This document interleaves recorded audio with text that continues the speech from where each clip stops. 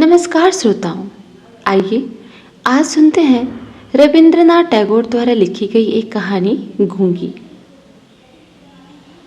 जब लड़की का नाम सुभाषिनी रखा गया तब यह कोई नहीं जानता था कि वह गूंगी होगी। इसके पहले उसकी दो बड़ी बहनों के सुकेशनी तथा सुहासिनी नाम रखे जा चुके थे। इसी से तुकबंदी मिलाने के प्रति उसके पिता ने छोटी लड़की का नाम रख दिया सुभाषिनी। अब सिर्फ सब उसे सुबह ही कहकर बुलाते हैं। काफी खोज तथा खर्च के बाद दोनों बड़ी लड़कियों के हाथ पीले हो चुके हैं और अब छोटी लड़की सुबह माता पिता के मन के नीरव बोझ की तरह घर की शोभा बढ़ा रही है।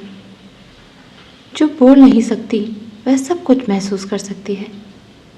यह बात सबकी समझ में नहीं आती तथा इसी से सुबह के सामने ही सब उसके मुस्तकबिल के बारे में तरह तरह की चिंता फिक्र की बातें किया करते हैं।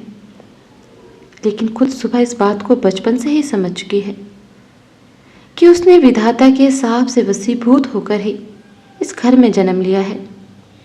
इसका फल यह निकला कि वह हमेशा अपने को सब परिजनों की नज़र से बचाए रखने का प्रयत्न करने लगी। वह मन ही मन सोचने लगी कि सब उसे भूल जाए तो अच्छा है, मगर जहाँ पीड़ा है उस जगह को क्या कभी कोई भूल सकता है। माता पिता के मन में वह हर समय पीड़ा की भांति जीती जागती बनी रहती। विशेषकर उसकी माता उसे अपनी ही किसी गलती के रूप में देखती है, क्योंकि प्रत्येक माता पुत्र की अपेक्षा पुत्री को कहीं अधिक अपने अंश के रूप में देखती है और पुत्री में किसी प्रकार की कमी होने पर उसे मानो अपने खास रूप से शर्मनाक बात समझती है। सुबह के पिता वाणिकंठ तो सुबह को अपनी दोनों बड़ी पुत्रियों की बंदोबस्त कुछ अधिक ही प्यार करते हैं, पर माता उसे अपने गर्ग का कलंक समझकर उससे नाराज ही रहती है।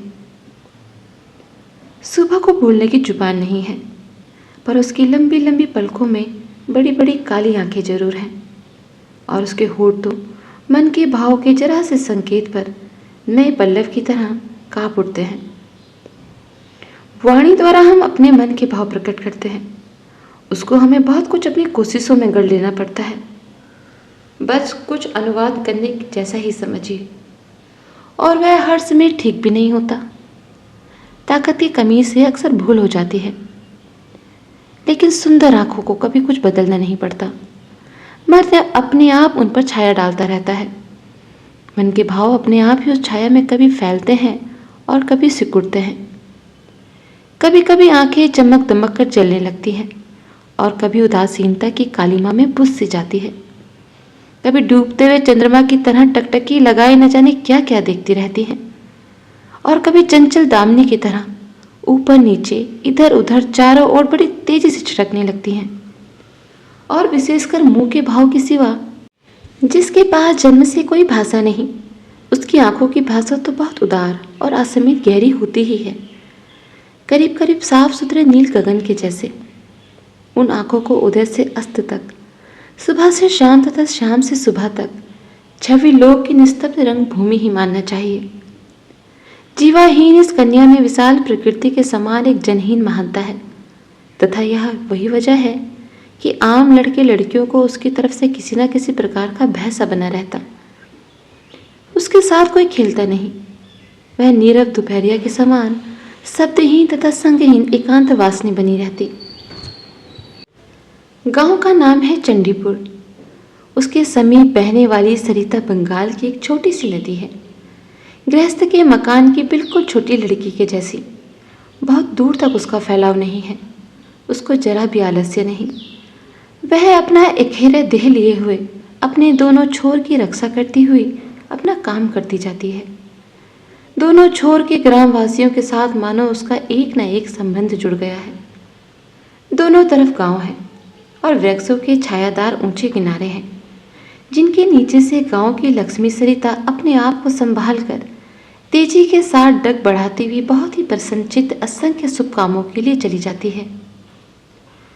वाणिकंठ का अपना घर नदी के बिल्कुल एक छोर पर है।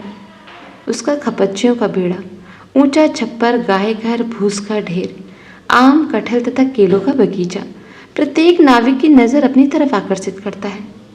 ऐसे घर में आसानी से चलने वाली ऐसी सुख की गृहस्थी में उस गूंगी लड़की पर किसी की दृष्टि पड़ती है अथवा नहीं, मालूम नहीं। पर काम धंधे से जो ही उसे जरा फुर्सत मिलती, त्यों ही छट से वह उस नदी के किनारे पर आ बैठती। प्रकृति अपने पार्ट्स में बैठाकर उसकी सारी कमी को पूरा कर देती है। नदी के ध्वनि स्वर, मनुष्य का शोर, नाविकों की सुमधुर गान, चिड़ियों का चहचहाना, पेड़ पौधों की मरमर ध्वनि, सब मिलकर चारों ओर के गमनागमन आंदोलन और कंपन के साथ होकर सागर के तल तरंगों के समान उस बालिका के चिर स्तब्ध मन उपकूल के पार्श्व में आकर मानो टूट फूट पड़ती है। प्रकृति के ये अद्भुत शब्द तथा अनोखे गीत, यह भी तो गूंगी की ही भाषा है। बड़ी बड़ी आंखों और उससे भी बड़ी पलकों वाली सुभाषिनी की जो भाषा है, उसी का मानो वह विश्वव्यापी फैलाव है, जिसके अंदर झिंगुरों की झिनझिन ध्वनि से गूंजती हुई तृण जमीन से लेकर सप्ततीत नक्षत्र लोक तक सिर्फ इंगित संगीत, रोना, उछ्वास से भरी पड़ी है। और दोपहरिया को नाविक तथा मछुए खाने के लिए अपने अपने घर जाते, गृहस्थ तथा पक्षी आराम करते, पार उतरने वाली नौका बंद पड़ी रहती, जन समाज अपने सारे काम धंधों के बीच में रुकर अचानक भयंकर निर्जन मूर्ति ग्रहण करता।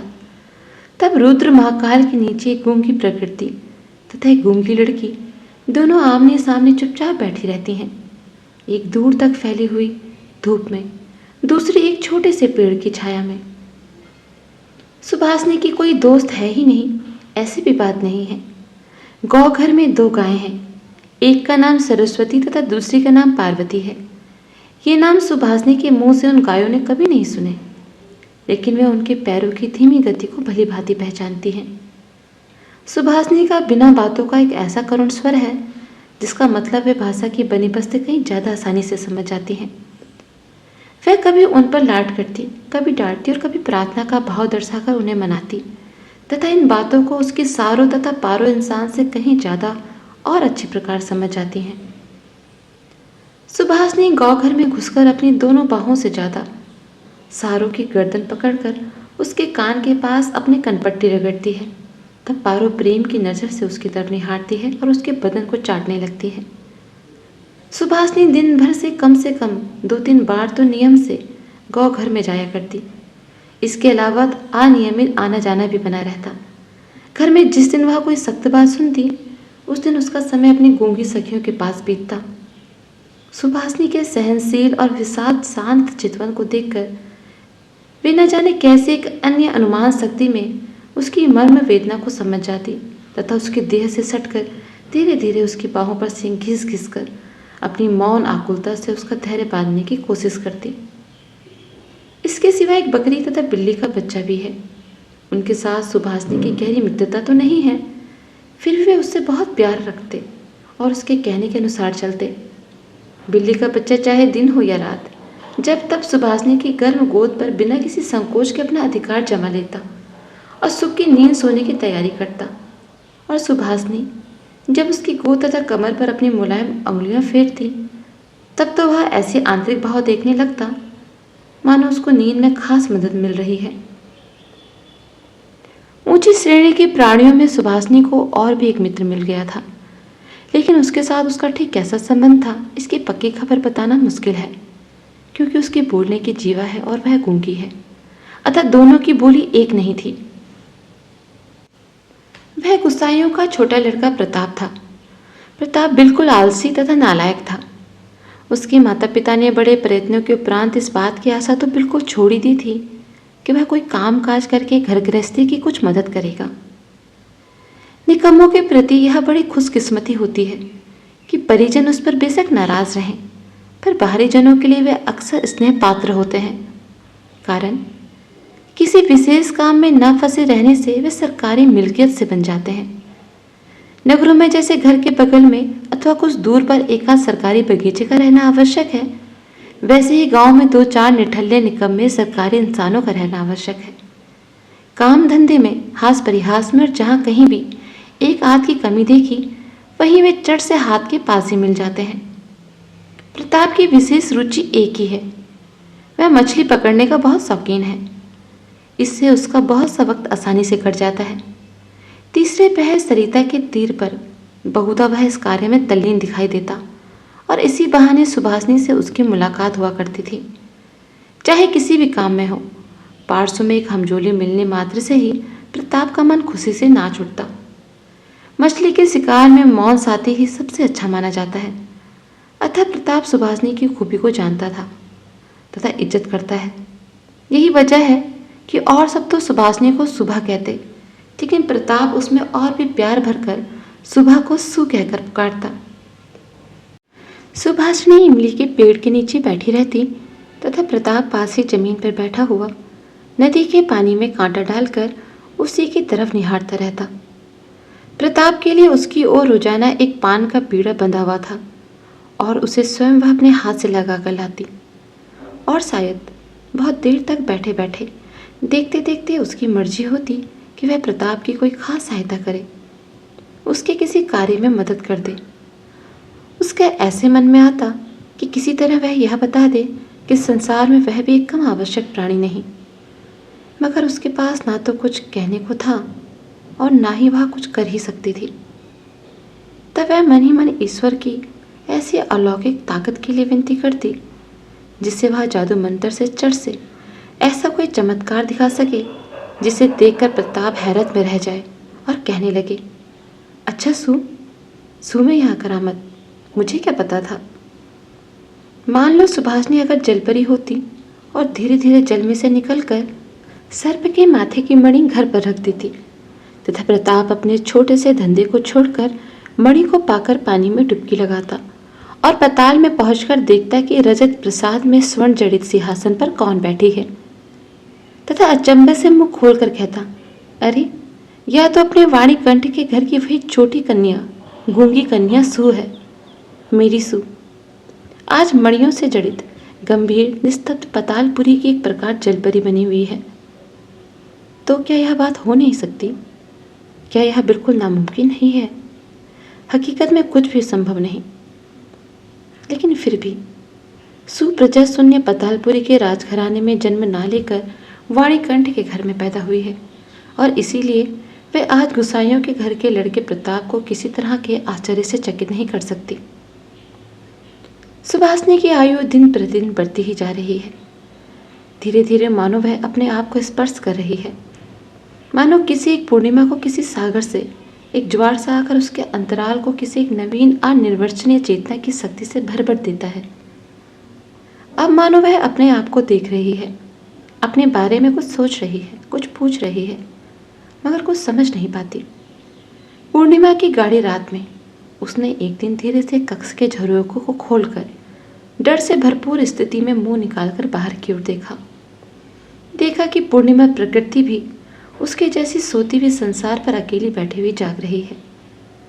वह भी जवानी के उन्माद से, आनंद से, विश्वास से, असीम नीरवता की आखिरी परिधि तक, यहाँ तक कि उसे भी पार करके चुपचाप स्थिर बैठी है। एक अल्फाज उसके मुख से भी नहीं निकल रहा है, मानो इस स्थिर निस्तब्ध प्रकृति के एक छोर पर उससे भी स्थिर तथा उससे भी निस्तब्ध एक भोली लड़की खड़ी हो। इधर कन्या के विवाह की फिक्र में माता पिता बहुत व्याकुल हो उठते हैं और गांव के लोग भी यत तत निंदा कर रहे हैं। यहाँ तक कि जाति खत्म कर देने की भी अफवाह उड़ रही हुई है। वाणिकंठ की आर्थिक स्थिति वैसे अच्छी है, खाते पीते ऐसे आराम से हैं और इसी वजह से उनके शत्रुओं की भी गिनती बहुत अधिक है। स्त्री पुरुषों में इस बात पर काफ़ी कुछ सलाह मशवरा हुआ। कुछ दिनों के प्रति वाणिकंठ गांव से बाहर प्रदेश चले गए। आखिर में एक दिन घर लौट पत्नी से बोले, चलो कलकत्ता चले। कलकत्ता जाने की तैयारियां पूरे जोर शोर से होने लगी। कोहरे से ढके हुए सवेरे के समान सुबह का सारा अंतःकरण आंसुओं की भाप से ऊपर तक भर आया। भावी आशंका से डरकर कुछ दिनों से गूंगे पशु के प्रकार लगातार अपने माता पिता के साथ रहती और अपनी बड़ी बड़ी आंखों से उनके मुंह की तरफ देखकर मानो को समझने की कोशिश किया करती, पर वे उसे कोई भी बात समझाकर बताते ही नहीं थे।